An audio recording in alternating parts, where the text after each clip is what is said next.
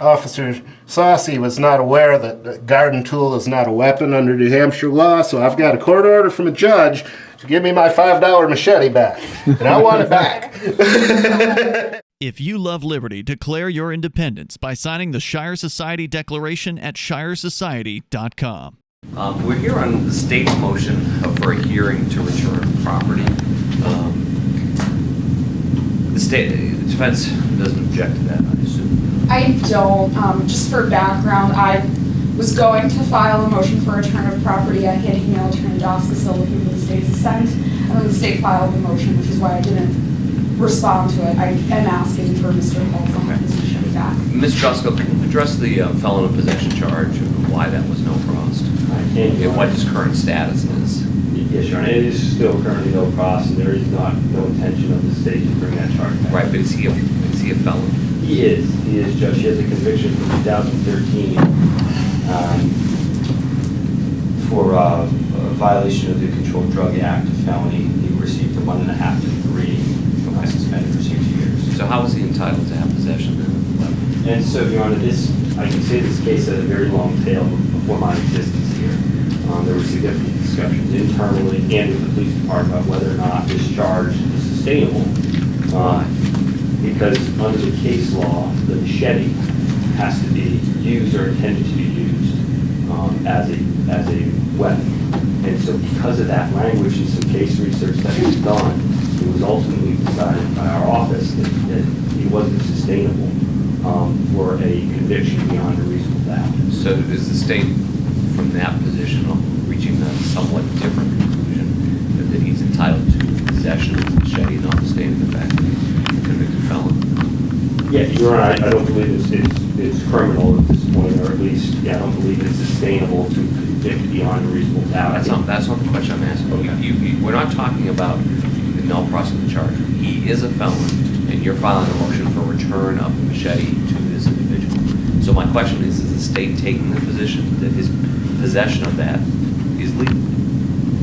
So, Your Honor, the motion that I filed, I don't believe specifically I state that No, you don't. I can tell you. Right. So that's why I'm asking you the question. Right, and I think that the position of the state is that, we have concerns. Certainly the police department has concerns. I understand you have concerns, but you're asking for return of the weapon to this individual. So I'm asking you, is that based on your determination that the machete, just mere possession of the machete by a defendant does not violate the statute?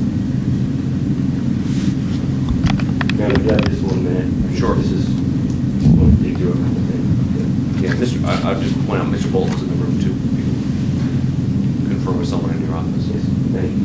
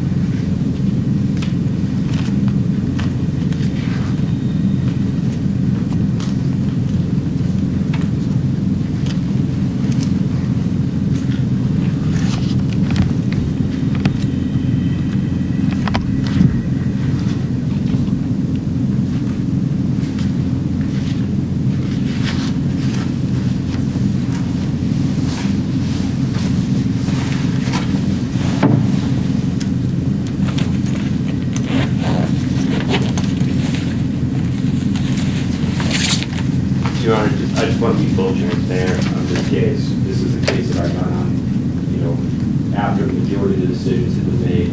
I put this motion forward because I believe it is, I want to put it before the court in that the police department does not believe the defendant should be possessing this.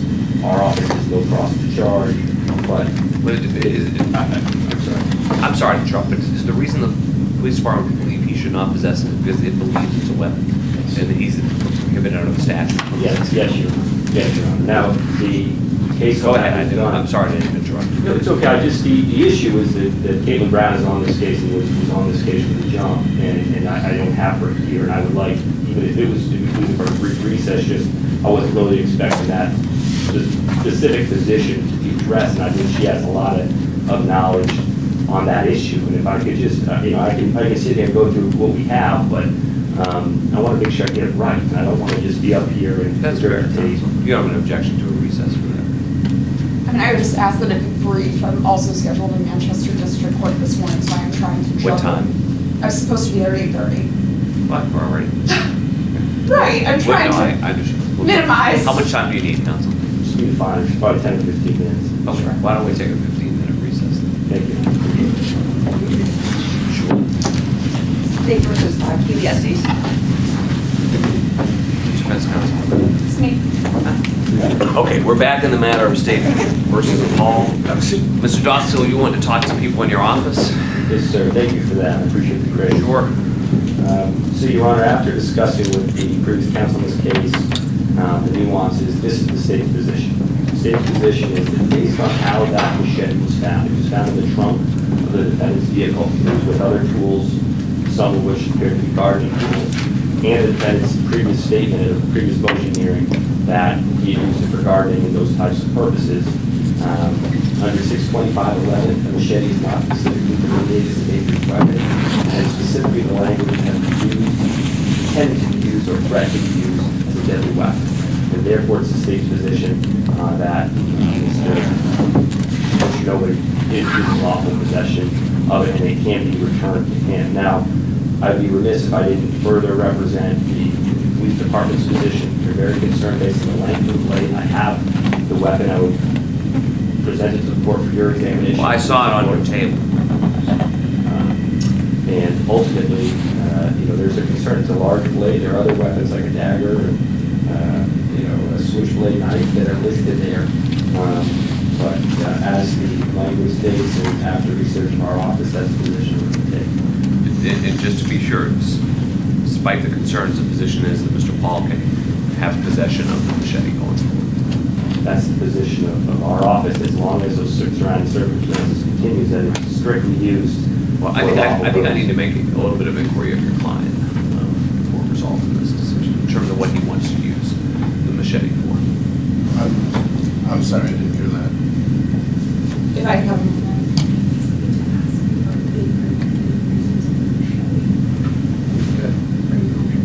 Sure.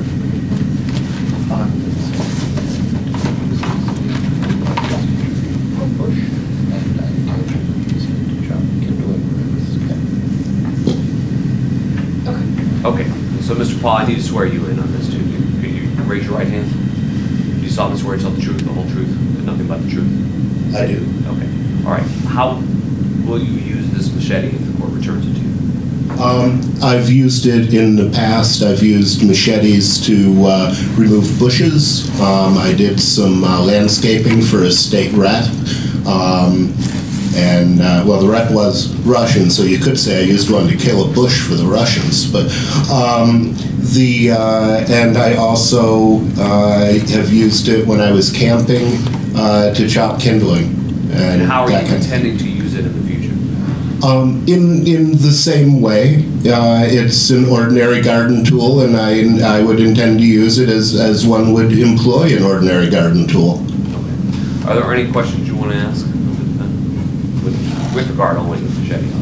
The only question is it used or threatened to use in any manner as a weapon at all? No, absolutely not. Nor, it's just being hard, heavy, or sharp doesn't make something a weapon. It has to be either enumerated, or you have to intend to use it, threaten to use it, or actually use it as a weapon. Okay. All right. Based on the representations made by the defendant under oath, based on the state's position, as articulated by the Assistant County Attorney, I'm going to grant the state's motion return the weapon to you, Mr. Paul. Now, there is also in this case a pending motion for reconsideration. Yes. Filed at the Are you intending to file an objection to that? I should do that today if you PPK this morning. I'm sorry. I hadn't seen What it. is so- PPK? It's our system of. It's your version of our Odyssey. Yeah, yes, Your Honor. So I just haven't had a chance to digest it. So. Well, as you're looking at that, one thing that the motion doesn't really get into any detail on, the case law of Boggs and Hall, which is cited by Boggs, talk about mandatory presumptions. And I don't think it's really arguable that the court treat this as a mandatory presumption. The case law seems to suggest that rebuttable presumptions are permissible. And certainly permissible presumptions And I would, are permissible under the law. And so in your motion, just sort of stop short of addressing any of those points. no, I understand, and I think kind of one of the other wrinkles with Boggs that I'm forced to acknowledge is that Boggs dealt with a jury instruction, and That's right. this obviously does not deal with the jury instruction because there was no jury. Yeah, we're in the sort of unusual, maybe awkward situation about the fact finder sort of resolving this motion. But I mean, I think it's any fair reading of the order would indicate that at most it was a rebuttable presumption that was applied. It certainly wasn't a mandatory one because I don't think that's very clear from the text of the order. Boggs doesn't address that. Putting aside the jury versus bench trial issue, it doesn't address a rebuttable presumption. I haven't found any case law that addresses a rebuttable presumption. I assume you haven't either. No, I understand what the court is saying. I'm in a position where if I'm looking to preserve this issue for appeal, which I certainly am, I'm looking to preserve any issues I have for appeal. No, I wanted to raise it, and that's why I filed a motion for reconsideration. Just I'm concerned that in the court's analysis, there was a little bit of burden shifting. I think it's a violation of due process. Well, and that's why I rebuttable raised it. presumption, I guess, could be framed as burden shifting, but it seems like Boggs and Hall are suggesting that a rebuttable presumption is okay. It doesn't, to whatever extent it creates a rebuttable presumption, and to whatever extent the word rebuttable puts some burden on the defendant to rebut the presumption, that doesn't violate due process. Do you have anything to say about that? You haven't addressed that. I have nothing further to say. All right. I'd still like to see an objection, though. Yes, Your Honor. Okay, but the good news, Mr. Dosk, is it was just filed, I think, on Tuesday, 2 days ago, right on the 14th. So you Something like that. So you have till the 24th, which I suspect might be a weekend, so you have probably call on Monday. Yes, Your Honor. One final point. Bedford PD brought that machete in. I signed for it, that's the only request they have is that if the court makes the ruling to return it, that I return it so they can properly sign it out and pick it up at the police station. Okay, you have no objection to I don't that, have an objection to that. Okay, so did you follow that, Mr. Paul? I'm sorry. Did you follow that discussion? You're gonna have to pick this up at the Bedford PD. Just from in terms of chain of custody, the county attorney's office wants to return it to the Bedford PD that had possession, and it'll be available to you at the Bedford Police Department. Okay.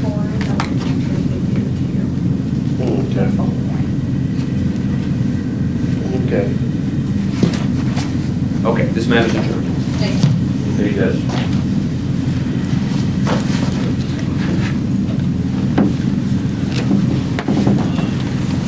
We're outside of the Bedford Police Department here in New Hampshire with nobody. And why are we here today? Well, I'm the nobody formerly known as Rich Paul, ladies and gentlemen, and I was arrested by the creatures that work at this particular police department for being a felon in possession of a garden tool, which isn't actually a crime in the state of New Hampshire. So after falsely arresting me and maliciously prosecuting me twice, they finally admitted in court that the damn thing was never a weapon, and the judge has given me an order to have this thing returned to me. So I'm going to go in, I'm going to pick up my machete, my perfectly fine farm tool, and we'll see what happens, because I haven't paid for my public defender yet. So it's possible that I'm going to go inside and they will immediately arrest me, handcuffed. And I'll say, Officer Obie, I can't pick up the garbage with these handcuffs on. But if you've seen Alice's Restaurant, you know what I mean. So I might get arrested for that, or they might decide to arrest me for having the machete again once they give it to me. We'll find out. I don't think they're stupid enough to do the latter, because, you know, eventually we've got a lot of civil liability coming. But we'll see, because they might know I don't have a lot of money to sue. If you happen to be an attorney and interested in a wrongful arrest suit, and you're seeing this video, please get in touch with us. We need you. All right, we're heading in. What was the cop's name? Saucy? Susie? Saucy.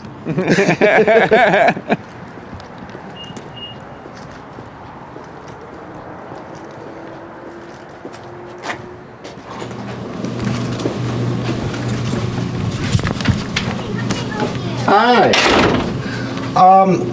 I need to find an officer. Saucy? Susie. Okay. Okay. That'll do. All right. If all you got's the off-brand. So what I'm gonna do,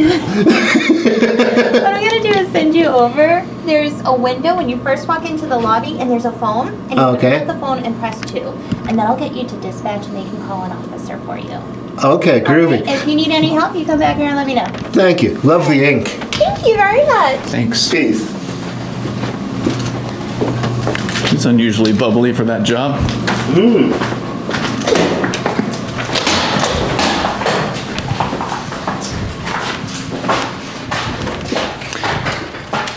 Now, presumably, you should be able to see anyone about this, not just this guy, because he may not be here.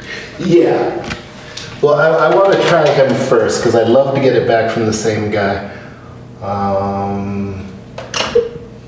Welcome to the Bedford Safety Complex.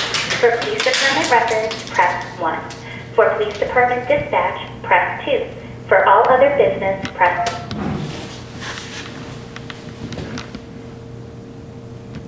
We'll be right back with you. Let them know they're being recorded. Yeah.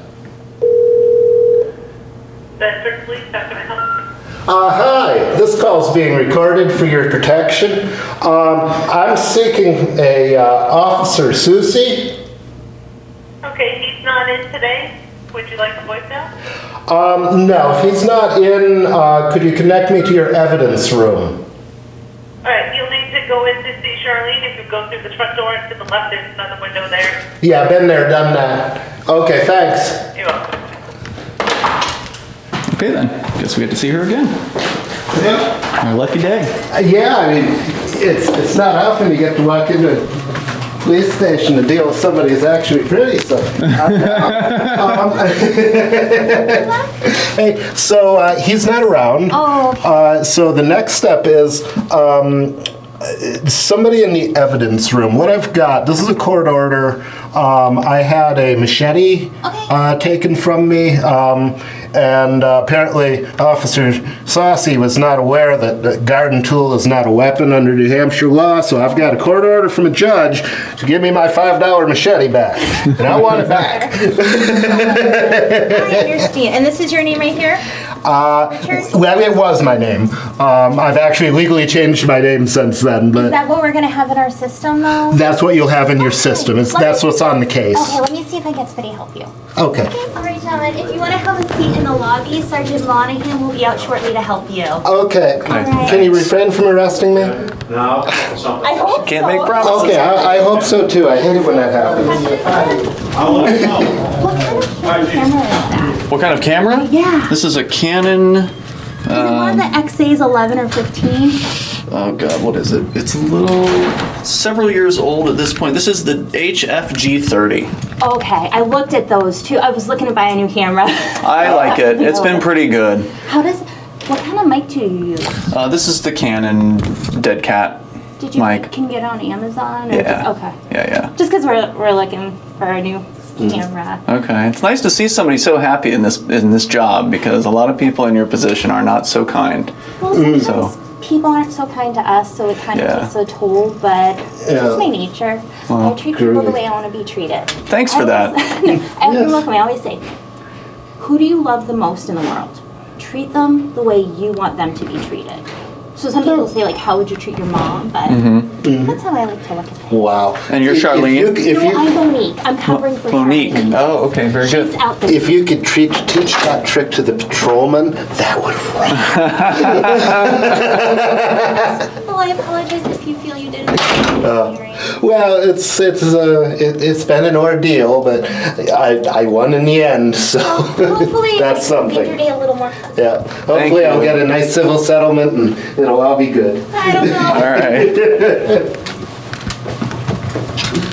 I guess this is the waiting area. You have an idea? I just gotta make a photocopy of it.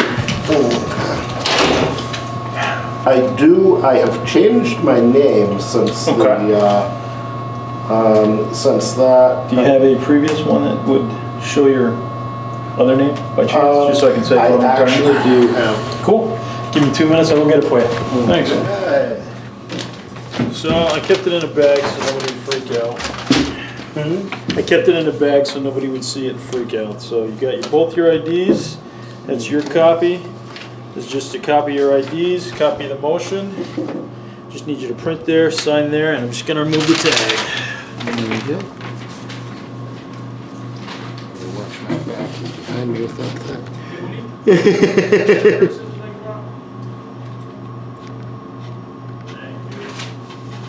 Anarchy, baby. Yep. That worked out better than it could have. Ain't over yet. All right. And if you happen to run into Officer Saucy, if you could remind him to read the felon in possession law and understand it, I would greatly appreciate it, because this put me through a year of hell, and I never broke the law. Okay. Thank you. Have a good day.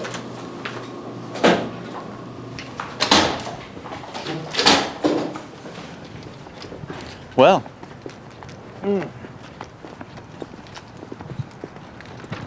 Victory. Sorta. Yeah. Yeah, it works. It looks like it's in good shape. You can resume cutting lawn things. Yes. With it. Yes, I can go kill another bush for the Russians. Why don't you do a wrap-up video for your viewers on Telegram, and we'll call it a day. All right. Well, this is again nobody formerly known as Rich Paul. I didn't get arrested. I'm just pleased as punch about that, because I hate it when that happens. And I've now got my machete back. I'm ready for the boogaloo. All right, everybody, let's boogie! We'd like to invite you to visit freekeen.com. Freekeen.com features audio, video, and blogs chronicling the transition to a voluntary society. Freekeen.com also has comments and discussion forums so you can be heard. Freekeen.com. I should be in Keene, New Hampshire with the Free Staters.